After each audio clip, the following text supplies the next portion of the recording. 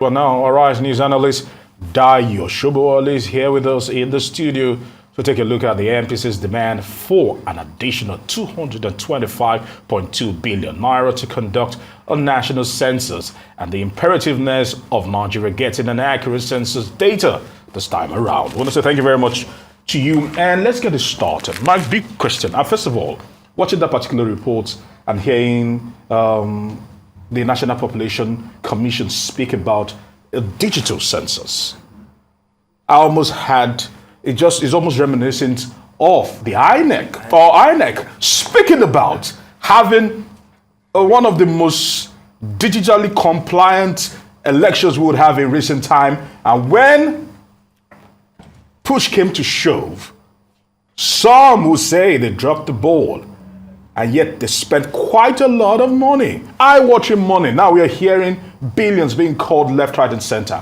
My question to you is very simple. When would we ever have, like the president has insisted, a census that is filled with integrity, and accurate data to work with? Because a lot of people have said the census is a sham. Do you agree with this? Okay, let me first of all say I share your concern. And when I talk, you will know that I share it more than you. Okay. Now, these people have come to a new president to demand for money. But you know, this census would have been held at May on the eve of around the election time. Okay. That was part of the stampede that the previous regime put us through in an election period that almost crippled our democracy. You know, there was the new Naira something, which we have seen now. We can't see the new money circulation, but there were so many excuses given for it there. Then the census too was to hold immediately after. But then the president himself said, because of the tension generated by the hand. So, you see, elections are important. Census too are important for planning purposes. They cannot be overstated. And so on, right. But we have never had a correct census in Nigeria, in my own view. Look at our topography, look at our climatology, our geography.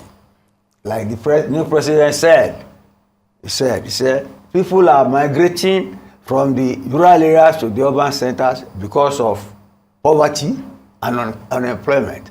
But when they do the census, you see that the destination of the migrants has less population than the genesis of the migration. So something is wrong with that. And that is political. You get me? It is because revenue allocation is based on census figures for the states, and the delineation of constituencies is based on census figures. Those are there. But this president has thrown a challenge to them. He has said, you have not been able to conduct census since 2006. This will give you an opportunity to prepare yourself, to use digitalization, to have, and hopefully not like INEC. That is, but digitalization is the best way to go about it. But if I am president, what I will tell them is that forget about this money you have asked for.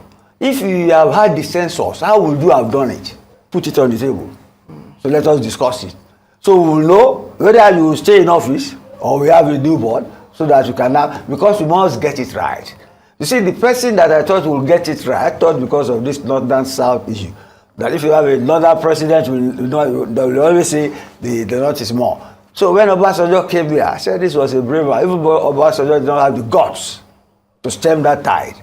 But then, you look at it. I served in the Northeast, 1975, to give them a population, arid land, vast arid land.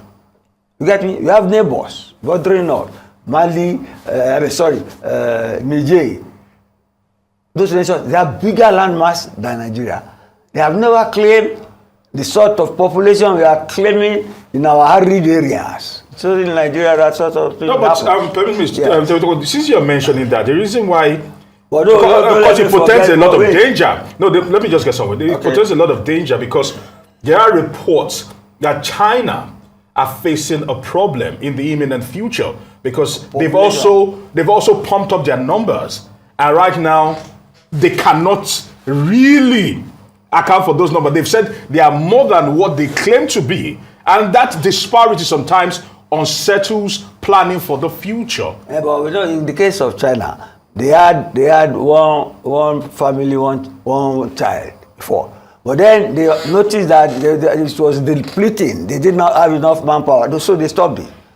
The countries that are having problem now, I read it of recent, maybe Japan, some northern European countries, they have more old men than young people. But look, let's stay with Nigeria. What I am saying is that these people, if not that they stop them, they will have conducted an election. Let them show us what was the plan they had on hand. You get me? So we can assess it to know or criticize it or commend them and say they should go ahead. It should not be, they should not take that because a new president, why do I know this president? He knows what he has to do. No, he should not just take him for granted and assume it's business as usual.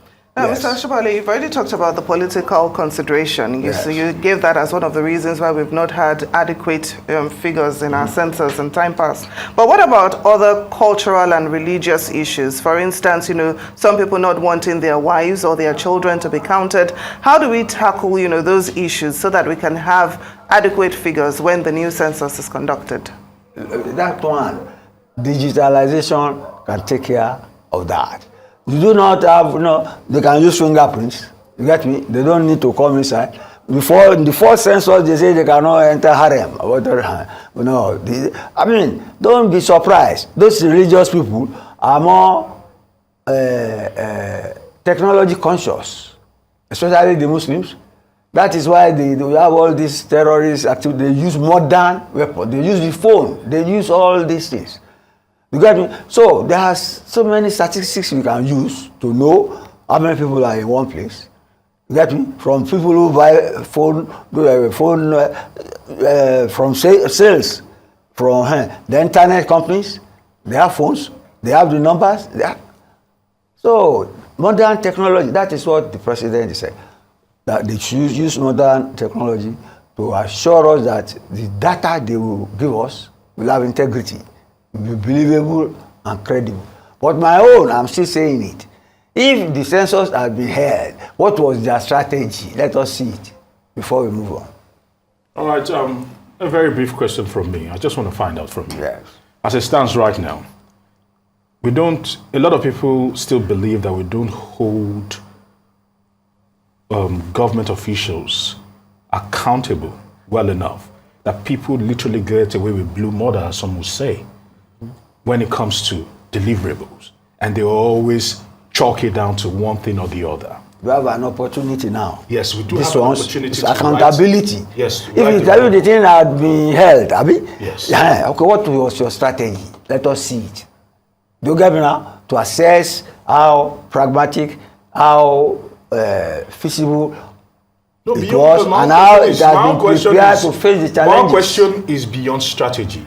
Yes. It's about implementation, because we saw how well laid out the plan was for INEC. They went to Chatham House and told everyone who cared to listen, singing on top of the high heavens, that this was their strategy. Everybody loved it, but people did not believe in it. They are still brooding over this one. Yes, this is a new something. Aaron, this is a new, have an open mind. If this census, but the scars are still there. If the census had not been stopped because of political tension, we will be having a result now. Obviously, they must have prepared the strategy. What is their strategy? How do they cover the entire country? Let us see that before they give them more money. So,